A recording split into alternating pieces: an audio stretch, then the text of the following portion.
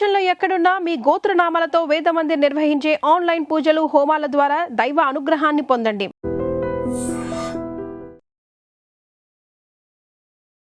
బంగాళాఖాతంలో కొనసాగుతున్న వాయుగుండం ప్రభావంతో తెలంగాణ వ్యాప్తంగా విస్తారంగా వర్షాలు పడతా ఉన్నాయి. సో తెలంగాణలో ముఖ్యంగా ఉత్తర తెలంగాణ జిల్లాల్లో అయితే వర్ష బీభత్సం కొనసాగుతుందని చెప్పాలి.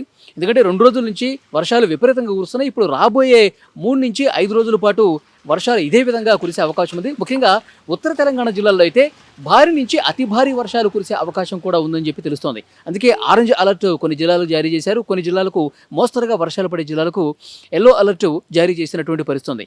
ముఖ్యంగా ఉత్తర తెలంగాణ జిల్లాల్లో నిర్మల్ కావచ్చు, తర్వాత ములుగు, కరీంనగర్, కొమరం భీం, ఆసిఫాబాద్, ఆదిలాబాద్, సో ఈ జిల్లాల్లో ఈ బెల్ట్ ఏదైతే ఉందో ఇక్కడంతా కూడా భారీ వర్షాలు కురిసే అవకాశం ఉంది. రాబోయే 3 రోజుల పాటు ఇప్పటికే వర్షాలు పుష్కలంగా కురిసి ప్రాజెక్టులన్నీ కూడా జలకళను సంతరించుకున్న పరిస్థితుంది.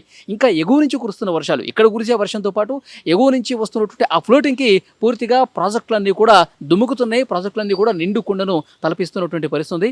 అక్కడ ఉత్తర తెలంగాణలో చాలా ప్రాంతాల్లో అక్కడ కురుస్తున్నటువంటి ఆ భారీ వర్షాలకు వరద పోటెత్తుతోంది. వాగులు వంకలు అన్నీ కూడా పొంగి ప్రవహిస్తూ ఉన్నాయి. సో గ్రామాల్లో ఉన్నటువంటి ఆ కట్టలు కూడా తెంచుకొని వాగులు ఉప్పొంగి ప్రవహించడంతో అక్కడ స్థానికంగా ఉన్నటువంటి అధికార యంత్రాంగం వెంటనే చర్యలు కూడా తీసుకున్నటువంటి పరిస్థితుంది. స్కూళ్ళకు కూడా సెలవులు ప్రకటించారు. ఆయా జిల్లాల కలెక్టర్లు, దాదాపు ఒక 5 జిల్లాలకు సంబంధించిన కలెక్టర్లు ఈరోజు ఉదయమే వాళ్ళు ఒక సర్క్యులర్ జారీ చేసినటువంటి పరిస్థితుంది. ఎందుకంటే పిల్లలందరూ కూడా స్కూళ్ళకి ఉదయాన్నే వెళ్ళి వస్తూ ఉంటారు కాబట్టి వాతావరణ పరిస్థితులు కూడా అంత అనుకూలంగా లేవు కాబట్టి స్కూళ్ళకు సెలవు ప్రకటించాలని చెప్పి ఉత్తర తెలంగాణ జిల్లాలో పలు కలెక్టర్లు ఈరోజు ఉదయమే ఒక సర్క్యులర్ జారీ చేశారు. సో డెఫినెట్గా ఈ వర్షాలు తగ్గుముఖం పట్టే వరకు పరిస్థితి ఇదే విధంగా కొనసాగుతుందని అధికార యంత్రాంగం చెప్తున్నారు. మరోవైపు లోతట్టు ప్రాంతాల ప్రజలను పూర్తిగా అప్రమత్తం చేస్తున్నారు. ఎందుకంటే ఉత్తర తెలంగాణలో కురుస్తున్నటువంటి భారీ వర్షాల వల్ల వాగులు తీవ్ర రూపం ధరుస్తున్నాయి. ఒక ఊరు నుంచి ఇంకో ఊరికి పోవడానికి మధ్యలో ఉన్నటువంటి ఏవైతే కలవట్లు ఉంటాయో, ఏవైతే చిన్న చిన్న వంతెనలు ఉంటాయో, అండర్ గ్రౌండ్కి సంబంధించినటువంటి ఏవైతే వంతెనలు ఉంటాయో, సో అవి కూడా పూర్తిగా వాటర్తో నిండిపోయి రాకపోకలు సాగించలేని పరిస్థితి కొన్ని చోట్ల ఉంది. కొన్ని చోట్ల పూర్తిగా ఆ కట్టలు తెగిపోవటం చేత ఊళ్ళకి మధ్య అనుసంధానం లేక రాకపోకలు పూర్తిగా నిలిచిపోయినటువంటి పరిస్థితి మరికొన్ని జిల్లాల్లో కనిపిస్తుంది. సో అక్కడ అధికార యంత్రాంగం వెంటనే చర్యలు తీసుకుంటున్నటువంటి పరిస్థితి. మరోవైపు ప్రాజెక్టుల దగ్గర కూడా చాలామంది జలకళ ఉన్నప్పుడు ప్రాజెక్టులో నిండుకొండగా కనిపించినప్పుడు సందర్శకులు విపరీతంగా వస్తూ ఉంటారు. సో ఆ సందర్శకులను కూడా పూర్తిగా నిషేధించిన పరిస్థితి. ఎందుకంటే ప్రమాదకర పరిస్థితుల్లో ఇంకా 2-3 రోజుల పాటు భారీ వర్షాలు కురిసే అవకాశం ఉంది అని చెప్పి సమాచారం ఉన్న నేపథ్యంలో ఇంకా ఈ వరద ఫ్లోటింగ్ ఎక్కువయ్యే అవకాశం కనిపిస్తుంది. అనుకున్న దానికంటే ఆ ఫ్లోటింగ్ ఎక్కువ ఉంటే కనుక అక్కడికి వెళ్ళినటువంటి సందర్శకులు తీవ్రంగా ఇబ్బంది పడే పరిస్థితుంది. గతంలో ఇలాంటి ప్రమాదాలు జరిగినటువంటి నేపథ్యంలో సందర్శకుల్ని ప్రాజెక్టుల వద్దకి వెళ్లకుండా జాగ్రత్తల చర్యలు తీసుకుంటున్నారు. మరోవైపు ఈ సీజన్లో తొలిసారిగా జూరాల పూర్తి స్థాయిలో ఒక నిండుకొండగా తలపిస్తుంది. జూరాల పూర్తి స్థాయి నీటి మట్టానికి చేరుకున్నటువంటి పరిస్థితి.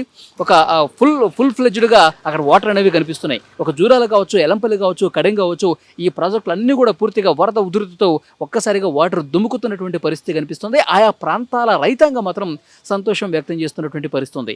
ఇక హైదరాబాద్ విషయానికి వస్తే హైదరాబాద్లో 2 రోజుల నుంచి ముసురు పట్టి వాతావరణం ఇదే విధంగా కనిపిస్తుంది. హైదరాబాద్కి ఎల్లో అలర్ట్ కొనసాగుతుంది. హైదరాబాద్ చుట్టుపక్కల ఉన్నటువంటి రంగారెడ్డి కావచ్చు, ఇటు నల్గొండ కావచ్చు, ఇటు మెదక్, సిద్దిపేట, సంగారెడ్డి, సో ఈ ప్రాంతాల్లో కూడా ఒక మోస్తరు వర్షం కురిసే అవకాశం కనిపిస్తుంది. ఆకాశం మాత్రం పూర్తిగా మేఘావృతం అయిపోయి ఇదే విధంగా జల్లులు పడతాయి. మరోవైపు సాయంత్రం వేళల్లో భారీ వర్షం కూడా కురిసే అవకాశం ఉందని చెప్పి వాతావరణ కేంద్రం చాలా స్పష్టంగా హైదరాబాద్ చుట్టుపక్కల ప్రాంతాలకు తెలియజేసినటువంటి పరిస్థితి ఉంది. సో డెఫినెట్గా ఆ వాయుగుండం ప్రభావంతో ఇంకా వర్షాలు విపరీతంగా కురిసే అవకాశం కనిపిస్తుంది. ఒక తెలంగాణలో ముఖ్యంగా దక్షిణ తెలంగాణతో పోల్చుకుంటే ఉత్తర తెలంగాణకి ఈ ప్రభావం చాలా ఎక్కువగా కనిపిస్తోంది. సో పిల్లలకి స్కూళ్ళు, ఇంతకుముందు నేను చెప్పినట్టు స్కూళ్ళన్నీ కూడా ఇవాళ బంద్ ప్రకటించినటువంటి పరిస్థితి.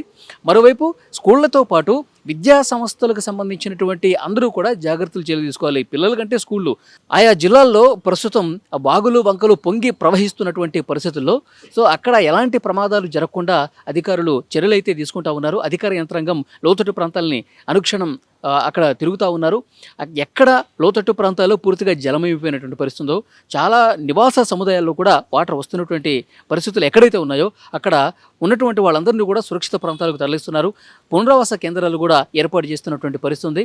ఎందుకంటే ఒక్కసారి వరద ఉధృతి పెరిగితే కనుక ఆ వాగులు వంకలు ఉప్పొంగి ఎగువ నుంచి కురుస్తున్నటువంటి వర్షాలు కూడా వాగుల్లోకి చేరడంతో స్థానికంగా ఉన్నటువంటి పలు కాలనీస్లో కూడా వర్షపు నీరు చేరిపోయి బయటకు రాలనేటువంటి సిచ్యువేషన్ ఉంటుంది కాబట్టి సో డెఫినెట్గా అక్కడ ప్రజలకు ఇబ్బంది కలగకుండా చర్యలు తీసుకుంటున్నటువంటి పరిస్థితి ఉంది. మరొక 3 రోజుల పాటు సో ఈరోజు గురువారం, శుక్ర, శని, ఆది ఈ 3 రోజుల పాటు ఇంకా వర్షాలు ఉండే అవకాశం ఉంది. ఈ 3 రోజుల పాటు మరింత అప్రమత్తంగా ఉండాల్సినటువంటి అవసరం ఉందని చెప్పి అధికారులు చాలా స్పష్టంగా తెలియజేస్తున్నటువంటి సిచ్యువేషన్ కనిపిస్తుంది. సో డెఫినెట్గా హైదరాబాద్ వాతావరణ కేంద్రం చాలా స్పష్టంగా చెప్పింది, ఈ ఉత్తర తెలంగాణకు ఆరెంజ్ అలర్ట్ కొనసాగుతుంది. తర్వాత ఇంకా కొంచెం దిగువ ఉన్నటువంటి జిల్లాలకి పూర్తిగా ఎల్లో అలర్ట్ కొనసాగుతుంది. తర్వాత ఒక మోస్తరు నుంచి స్వల్పంగా కురిసేటువంటి దానికి గ్రీన్ అలర్ట్ అయితే కొనసాగుతున్నటువంటి పరిస్థితి ఉంది. సో డెఫినెట్గా వర్షం కురుస్తున్నటువంటి ఏదైతే ప్రాంతాలు ఉన్నాయో అక్కడ అధికారులు హుటాహుటిన కొన్ని చర్యలు అయితే తీసుకుంటూ ఉన్నారు.